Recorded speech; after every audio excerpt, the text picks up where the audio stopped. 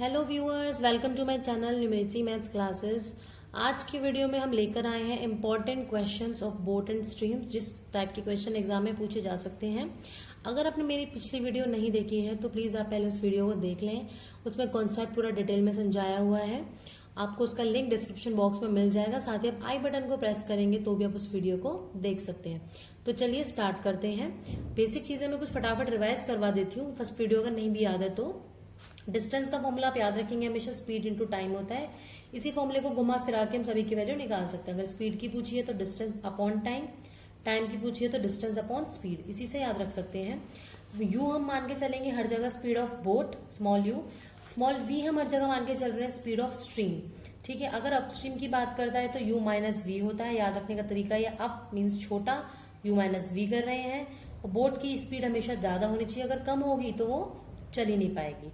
Down stream down means ज्यादा, तो u plus we करेंगे जिससे ज्यादा। ये याद रखने का तरीका है। कैसे ड्राइव करते हैं वो मैंने लास्ट वीडियो में अच्छे से बताया हुआ है। ठीक है, इसके बाद हमने एक रिलेशन फाइंड आउट किया था S1 अपॉन S2। S1 थी speed of downstream, downstream means u plus v, ये करा ना अभी, upon speed of downstream, speed of downstream upon speed of upstream is equal to होता है T2 upon T1। उल्टा relation हो जाता है। ऐसा क्यों होता है? क्योंकि डाउन स्ट्रीम में जब स्पीड ज्यादा है तो टाइम कम लगता है। टाइम कम लगता है मीन्स यहाँ टाइम ज्यादा वाला आएगा। ज्यादा किसका लगा? अपस्ट्रीम को टाइम ज्यादा लगा, क्योंकि स्पीड ज्यादा है और सामने में टाइम ज्यादा वाली चीज लिखनी है। तो इस रिलेशन उल्टा हो जाता है। अगर S1 अपॉन S2 है तो यहाँ T2 अपॉन T1 हो जाता है। मीन्स स्पीड का रेशियो अगर आपको 1:3 गिवन है तो टाइम का रेशियो आपका 3:1 हो जाता है। दूसरी चीज आपको याद रखने की, इसे इग्नोर करो, आप इसे ध्यान देंगे। यू हम अगर डायरेक्टली कैसे निकाले, अगर हमें अपस्ट्रीम और डाउनस्ट्रीम की स्पीड दी गई है तो यू यानी कि स्पीड ऑफ बोट। आपको कुछ नहीं करना है। अगर आपको अपस्ट्रीम डाउनस्ट्रीम की स्पीड दी गई है तो दोनों को ऐड करके डिवाइडेड बाय 2 करोगे तो u आएगा स्पीड ऑफ बोट। और अगर स्पीड ऑफ स्ट्रीम निकालेंगे तो दोनों को माइनस करके डिवाइडेड बाय आप 2 कर देंगे। इसी के साथ आप ये रिलेशन याद रख सकते हैं। क्यों याद रख सकते हैं? देखो S1 की वैल्यू मैंने भी बताई आपको क्या होती है, u प्लस वी होती है। तो S1 अपॉन S2 को हम ये भी लिख सकते हैं u plus v upon u minus v. ये सारी चीजें आपको मेरी लास्ट वीडियो में मिल जाएगी, मैंने कैसे एक्सप्लेन किया है। तो चलिए स्टार्ट करते हैं कुछ क्वेश्चन प्रैक्टिस। तो चलिए कुछ क्वेश्चन स्टार्ट कर लेते हैं। पहला क्वेश्चन है हमारा, Ram goes downstream with a boat to some destination and returns upstream to his original place in 6 hours। Ram downstream जा रहा है कहीं पे, हमें डिस्टेंस नहीं पता है तो डिस्टेंस को मैं d मान लेती हूँ, d अपॉन अपस्ट्रीम गया और डाउनस्ट्रीम आया। टोटल कितने घंटे में? d upon something in 6 hours। d upon something क्यों करें? क्योंकि टाइम होता है डिस्टेंस अपॉन स्पीड। अब ध्यान देना, स्पीड ऑफ बोट दे रखी 12 और स्टिल वाटर एंड स्ट्रीम की दे रखी 5।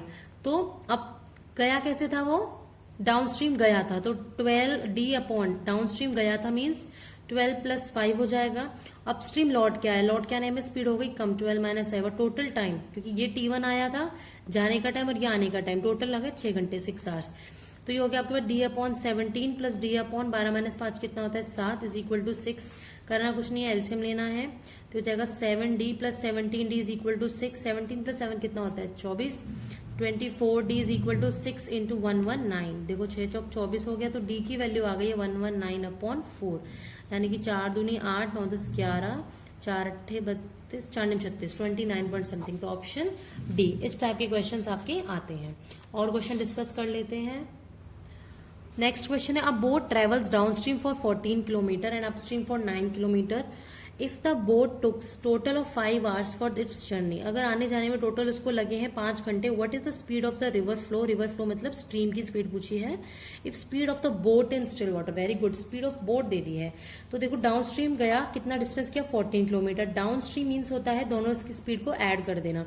तो 5 प्लस x मान लेती हूँ मैं स्पीड ऑफ स्ट्रीम, प्लस आने में 9 किलोमीटर वो लौट के आया, यानी आया नहीं मतलब अपस्ट्रीम गया वो 9 किलोमीटर, तो स्पीड को कर देंगे माइनस। तो 5 minus x is equal to कितना दे रखा है? टोटल टाइम इसको कितना लगा? 5 hours। अब ध्यान देना, पूरा सॉल्व करने की जरूरत नहीं है, क्या ऑप्शन देखे दिए है ना, पुट कर दो। तो ध्यान से देखो, हमें कुछ काट के ऐसी वैल्यू लानी होगी। मतलब सपोज मान लो नीचे 7 आ जाए तो 7 दूनी 14, ऊपर 2 आ जाए, नीचे यहाँ मान लो 3 आ जाए तो 3 3 9, 2 प्लस 3 क्या हो जाएगा? 5। मतलब कोई ऐसी वैल्यू नीचे ले आओ डिनोमिनेटर में जिससे कट जाए, कटेगा जब तो टोटल सम 5 मिल पाएगा। 8 पुट करोगे तो 8 और 5 14, 14 14 कट गया, वेरी गुड। लेकिन यहाँ 8 पुट करने पर 8 माइनस 5 माइनस का 3 हो जाएगा, जो कि -3 5 के इक्वल नहीं आया। 6 पुट करके देखते हैं, 6 करा 6 5 11, 11 14 को काटता ही नहीं है। 4 पुट किया, 4 + 5 9, 9 में 14 को नहीं काटते तो बचा क्या 2। अब 2 को चेक भी कर लेते हैं। 14/5 + 2 होता है 7 + 9/5 - 2 होता है 3। तो देखो 7 2 = 14, 3 3 = 9 हो गया ना, 2 + 3 5। बस सॉल्व नहीं करना, बस ये चीज आपको आनी चाहिए। अगर ये नहीं बना पाए तो क्वेश्चन सॉल्व नहीं कर पाओगे। नेक्स्ट क्वेश्चन है, अ boat go 6 kilometre an hour in still water, यानी कि बोट की स्पीड है, बोट की स्पीड दे दी आपको 6 किलोमीटर पर आवर, 1 घंटे में 6 किलोमीटर जा रही है ना, वो स्पीड हो गई है। It takes thrice as much time is going the same distance against the current comparison to the direction of the current.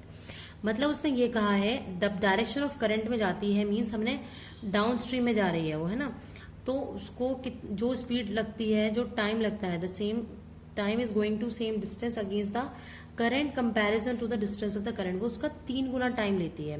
देखो अपस्ट्रीम जाने में हमारी स्पीड कम होती थी इसलिए हम टाइम ज्यादा ले रहे थे, तो यानी कि टाइम T1/T2 का जो रेशियो है, T1/T2 का रेशियो हो जाएगा 1:3। 1:3 क्यों होगा, देखो T1 थी स्पीड ऑफ डाउनस्ट्रीम, डाउनस्ट्रीम में स्पीड ज्यादा होती है, मीन टाइम कम लगेगा।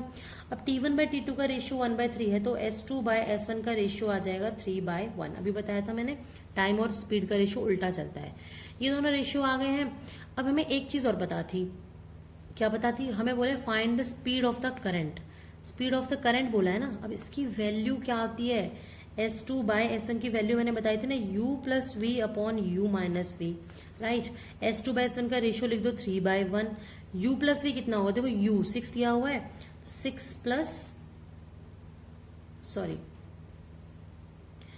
6 प्लस V नहीं पता मुझे, अपॉन 6 - V, ये तो 3/1 था ही, इसको जल्दी से फटाफट मल्टीप्लाई कर दो। 3 6 = 18 - 3V = 6 + V। 18 - 6 होता है कितना 12, और माइनस का 3V तो क्या हो जाएगा प्लस का 4 + 3V, तो +3V + 4V बन गया। V की वैल्यू आ गई 3, यानी कि 3 वैल्यू। तो इजी था ना। हमने क्या किया, टाइम का रेशियो गिवन था, टाइम से स्पीड के रेशियो पे गए, स्पीड की वैल्यू पुट करिए। S2 कितना होता था U + V डाउन स्ट्रीम, और S1 U - V, इनके रेशियो की वैल्यू पता है 3/1, इसका वैल्यू पुट कर दिया, क्रॉस मल्टीप्लाई करा, V की वैल्यू मिल गई हमें 3। नेक्स्ट क्वेश्चन डिस्कस कर रहे हैं हम कि there are 2 places A and B which are separated by a distance of 100 kilometre. एक दो प्लेसेस हैं A और B जो डिस्टेंस है 100 किलोमीटर के बीच में। 2 boat start from both the places at the same time, 2 बोटों ने चलना स्टार्ट किया टूवर्ड्स ईच अदर, एक ऐसे और एक ऐसे, ठीक है।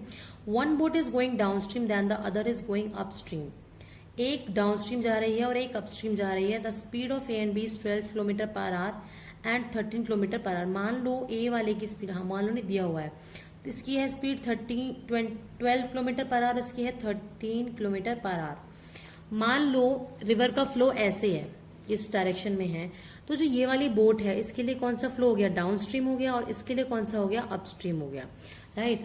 तो क्या करेंगे अब ध्यान देना, सपोज मान लो जो ये वाली स्पीड है रिवर की वो V है, क्योंकि हमेशा मैं V मान रही हूँ उसको, तो जो इसकी स्पीड है एक ही अकेले 12 से तो नहीं चल पाएगी, अपस्ट्रीम लगेगी ना, क्योंकि वाटर स्टिल नहीं है, यानी कि इसको लगेगी 12 + V स्पीड। तो A की स्पीड हो गई है 12 + V, और B की कितनी हो गई, जो B से पॉइंट से आ रही है 13 - V।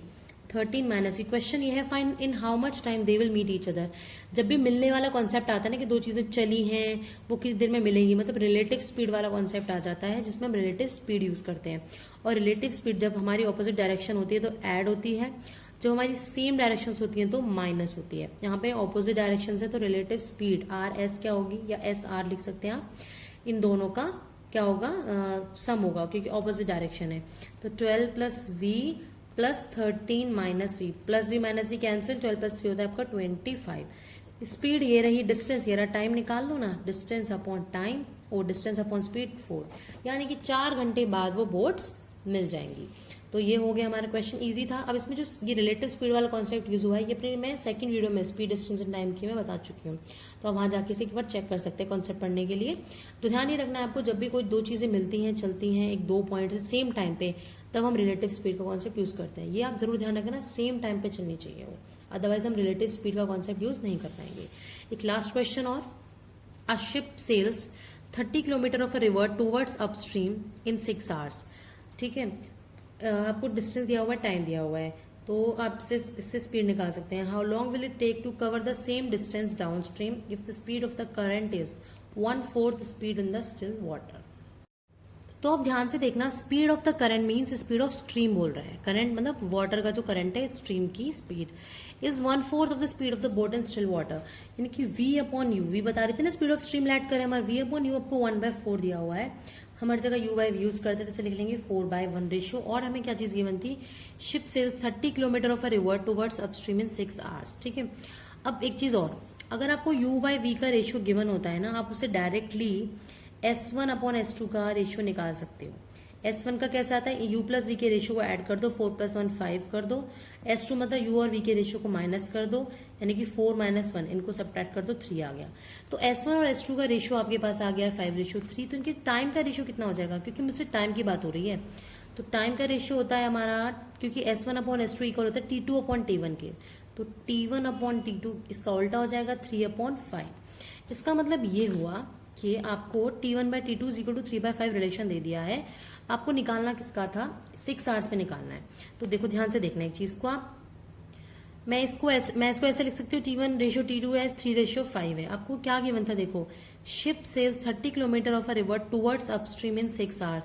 टुवर्ड्स अपस्ट्रीम की स्पीड टाइम कितना था, T2 था, जो कि मैंने 5 लिया, लेकिन 6 आवर्स लगना था। तो जब 5 लग रहा है टाइम, सॉरी जब टोटल टाइम आपका 6 है, जब 5 लगता है तब 6 हो रहा है, तो 1 पे कितना हो जाएगा, 6/5। तो 3 पे निकालना है ना, यानी कि जब 3 दिया हुआ है, 3 दिया हुआ है तो 6/5 × 3, तो 6×18/5, ये कुछ समथिंग आएगा 3.6 आवर्स के लगभग। ये चीज समझ में आई ना आपको। देखो मैंने क्या किया, 3:5 है ना, अगर यानी कि आपने अभी 5 माना इसके हिसाब से, लेकिन टोटल टाइम हमें 6 आवर्स क्वेश्चन में गिवन है। तो जब आपका क्वेश्चन में यहाँ 5 है तो टोटल टाइम 6 आवर्स लगता है, 1 में 6/5, तो 3 में कितना लगेगा, 3.6 आवर्स। तो इसी टाइप के क्वेश्चंस आएंगे जिसमें सारा बेसिक वही है जो मैंने अपनी लास्ट वीडियो में डिस्कस किया था। आप उसको प्लीज अच्छे से देख लें और जितने मैक्सिमम क्वेश्चंस आपको मिल सकते हैं उन्हें सॉल्व करें। अगर फिर भी कोई क्वेश्चन नहीं होता है, कोई डाउट होता है, तो आप उसको कमेंट सेक्शन में कमेंट करके पूछिए। तो मिलते हैं नेक्स्ट वीडियो में नेक्स्ट टॉपिक के साथ, तब तक keep watching, bye bye, take care.